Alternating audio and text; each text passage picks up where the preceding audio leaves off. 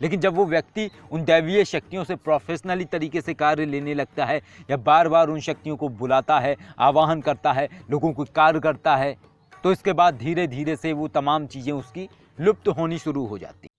जय श्री महाकाल। आदेश। जिन, जिन्नात, जिन, सोदनी, यक्षिणी और कई सारी ऐसी शक्तियाँ जिनसे कि आप भूत, भविष्य और वर्तमान के विषय में अनुमानित जानकारियाँ प्राप्त कर सकते हैं, और इसके साथ ही इन शक्तियों से आप निगेटिव शक्तियों के विषय में भी जानकारी प्राप्त कर सकते हैं, उन्हें हटा सकते हैं, कंट्रोल कर सकते हैं। तो इनकी साधना करने से आपको ये तमाम लाभ होते हैं। और क्यों करनी चाहिए इनकी साधना? कहते हैं कई ऐसी चीज़ें होती हैं जो आप सुई से कर सकते हैं लेकिन तलवार से नहीं कर सकते हैं। तो आज के वीडियो में सिर्फ हम यही आपको बताने वाले हैं कि इस तरीके की जो शक्तियां होती हैं क्यों उनकी साधना करनी चाहिए और क्या उनसे लाभ होता है, मानव शक्तियां क्या कार्य करती हैं और उनसे लाभ क्या है, या देवीय शक्तियों के अलावा इन शक्तियों की साधना क्यों करनी चाहिए। इन शक्तियों की साधना करने से एक लाभ ये होता है कि कई बार आप ऐसे प्रयोग करते हैं जिन प्रयोगों में आप बार बार बड़ी शक्तियों का आवाहन नहीं कर सकते हैं, और यदि आप बार बार बड़ी शक्तियों का आवाहन करते हैं तो या तो वो बड़ी शक्तियां चली जाती हैं या फिर रुष्ट हो जाती हैं। तो इसके लिए इस तरीके की जो शक्तियां होती हैं, जो कि मानव शक्तियां हैं या फिर आपके जिन्न, जिन्नात हैं, इसके अलावा शोधनी हैं, यक्षिणी हैं, या फिर और भी ऐसी तमाम तरीके की शक्तियाँ जिनसे कि आप इस तरीके की चीज़ें कर सकते हैं। इस तरीके की जब आप शक्तियों की साधना कर लेते हैं तो उनसे आप ये तमाम कार्य कर सकते हैं। इसके लिए आपको बार बार दैवीय शक्तियों को बुलाने की आवश्यकता नहीं है, क्योंकि बार बार दैवीय शक्तियों को आप कितने बार बुलाएंगे, क्या क्या कराएंगे। और यदि आप बार बार दैवीय शक्तियों का सहारा लेते हैं इन तमाम चीज़ों के लिए, तो इसके बाद एक स्थिति ये आती है कि वो तमाम दैवीय शक्तियाँ किनारे हो जाती हैं। और यही एक कारण है कि जो लोग ये बोलते हैं कि जब वो कार्य कर रहे थे या वो निःशुल्क शक्तियों से कार्य करते थे, अपनी तो शक्तियाँ कार्य करती थीं, लेकिन इसके कुछ समय बाद जब उन्होंने प्रोफेशनली तरीके से कार्य करना शुरू कर दिया तो उसके बाद उनकी तमाम शक्तियाँ स्वतः ही धीरे धीरे गायब होती चली गईं। इसका कारण क्या है? इसका सीधा सा और सटीक कारण ये है कि जब व्यक्ति प्रोफेशनली तरीके से कार्य करता है तो उसे वो कार्य करना ही होता है। क्यों? क्योंकि उसका वो काम है।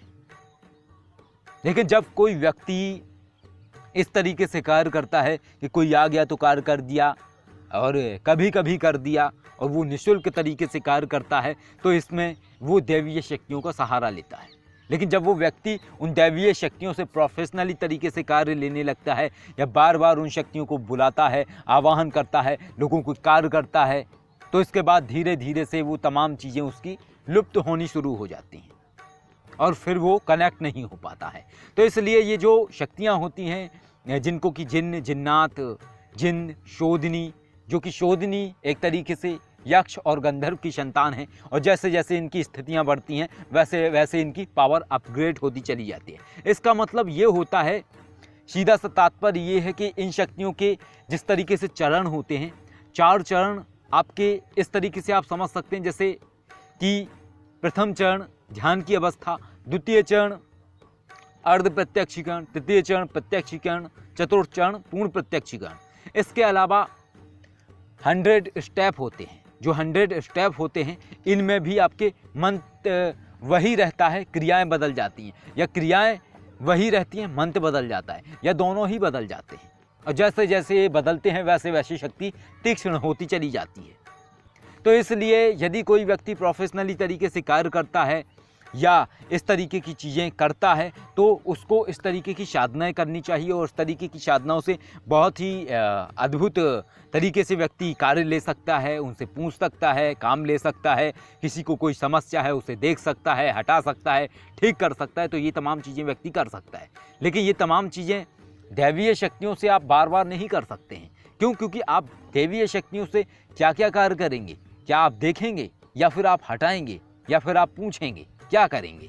तो ये चीज़ें होती हैं। और इसी तरीके की एक शक्ति है रहस्यमय देवी, या आप कृत्या शक्ति भी कह सकते हैं। तो ये तमाम शक्तियाँ इस तरीके से कार्य करती हैं और इस तरीके से व्यक्ति के जीवन को परिवर्तित करने की कोशिश करती हैं। तो व्यक्ति अगर इनकी साधना करता है तो उसके जीवन में काफ़ी कुछ बदलाव आता है और काफ़ी कुछ उसके जीवन में परिवर्तन होता है। तो इसी तरीके से ग्रुप में जो लोग जुड़े हुए हैं उनको इस तरीके से रहस्यमय देवी की साधना करवाई गई है और वो आगे उन चीज़ों से कार्य ले सकते हैं। प्रैक्टिकल करवाए गए हैं उन लोगों के, और जैसे जैसे वो लोग आगे बढ़ेंगे तैसे तैसे वो उन चीज़ों से लाभ ले सकते हैं, उन चीज़ों से काम कर सकते हैं। और इसके अलावा जो लोग साधना नहीं कर पाते हैं या जिन्हें लगता है कि लंबा वक्त लगता है साधना करने में या समस्या होती है, तो वो लोग ट्रांसफ़र लेते हैं। ट्रांसफ़र का सीधा सा मतलब ये होता है ऊर्जा का स्थानांतरण कर देना, या फिर उस शक्ति को आप करते हैं, करने के बाद आप संकल्पित करते हैं, सामने वाले व्यक्ति को आप ट्रांसफ़र कर देते हैं। ट्रांसफ़र की सीधी सी प्रक्रिया होती है। उस प्रक्रिया में शिव को साक्षी मानकर ट्रांसफ़र किया जाता है कि अमुक अमुक शक्ति को ट्रांसफ़र किया गया है इस व्यक्ति को, और हम इस व्यक्ति को ये शक्ति देते हैं। इसके बाद वो शक्ति उस व्यक्ति के पास कार्य करना शुरू कर देती है और उस व्यक्ति के पास से चली जाती है जो व्यक्ति ट्रांसफ़र करता है, यानी कि जिसने ट्रांसफ़र किया है। इसके बाद यदि उस व्यक्ति को दोबारा से वो शक्ति चाहिए तो दोबारा से उसको उस मंत्र के माध्यम से उस शक्ति को जागृत करना पड़ेगा, उतने ही दिन की साधना करनी पड़ेगी, तब वो शक्ति उसके पास दोबारा से प्रकट होगी, अन्यथा वो शक्ति उसके पास से चली जाती है हमेशा के लिए।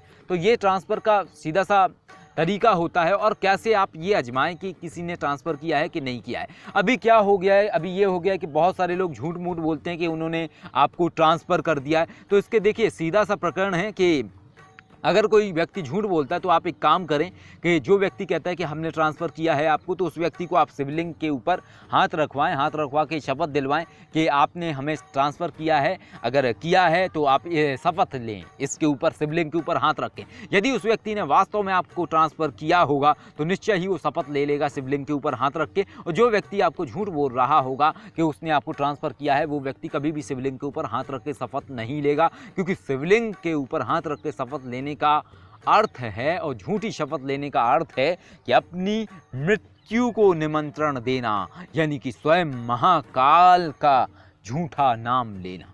तो इस तरीके से आप इन चीज़ों का परीक्षण कर सकते हैं और इस तरीके से आप इन चीज़ों को समझ सकते हैं और इन चीज़ों से आप कार्य ले सकते हैं। तो ट्रांसफ़र का ये होता है, और ट्रांसफ़र की जो प्रोसेस होते हैं वो बिल्कुल अलग अलग होते हैं, लेकिन इनमें जो सबसे उच्चतम अवस्था होती है ट्रांसफ़र की, उस अवस्था में अग्नि साक्षी मानकर और शिव को साक्षी मानकर संकल्प लिए जाते हैं। अमुक अमुक शक्ति को, अमुक अमुक व्यक्ति को, अमुक अमुक गोत्र वाले व्यक्ति को देने का संकल्प लिया जाता है, जल छोड़ा जाता है और इसके बाद उस व्यक्ति को वो शक्ति दे दी जाती है और इसके बाद वो शक्ति उस व्यक्ति के पास कार्य करने लगती है, उसके प्रैक्टिकल करवा दिए जाते हैं। तो ये सही तरीका होता है। और अभी जो झूठे लोग हैं, जो झूठ में ट्रांसफ़र करते हैं, वो जो लोग हैं तो आप उनको समझ सकते हैं कि वो किस तरीके से झूठ बोलते हैं। तो उनको आप इस तरीके से क्रिया करवा के आप उनकी वास्तविकता को जान सकते हैं। अगर उसने वास्तविकता में आपको ट्रांसफ़र किया होगा तो निश्चय ही वो शिवलिंग के ऊपर हाथ रख के शपथ खा लेगा, और यदि उसने नहीं किया होगा तो वो कभी भी शपथ नहीं खाएगा, भय खाएगा, क्योंकि महाकाल के ऊपर झूठी शपथ खाना बहुत ही मृत्यु को निमंत्रण देने वाली स्थिति है। तो इस तरीके की ये चीज़ है। तो इसलिए ये जो शक्तियाँ हैं इनकी साधना इसलिए करनी चाहिए, इससे ये लाभ होता है और इससे आप इस तरीके से कार्य कर सकते हैं। और जो बड़ी शक्तियाँ होती हैं उनको आपको बहुत ही उस समय यूज करना होता है जब आपको बहुत ज़्यादा ज़रूरत हो, और अगर आपको ज़रूरत नहीं है तो अनावश्यक तरीके से बड़ी शक्तियों का आवाहन नहीं किया जाता है, ना ही उन्हें कभी प्रयोग किया जाता है। और फिर भी यदि व्यक्ति बार बार उन चीज़ों का प्रयोग करता है तो एक समय पर वो चीज़ें सुषुप्त हो जाती हैं। जय श्री महाकाल। आदेश।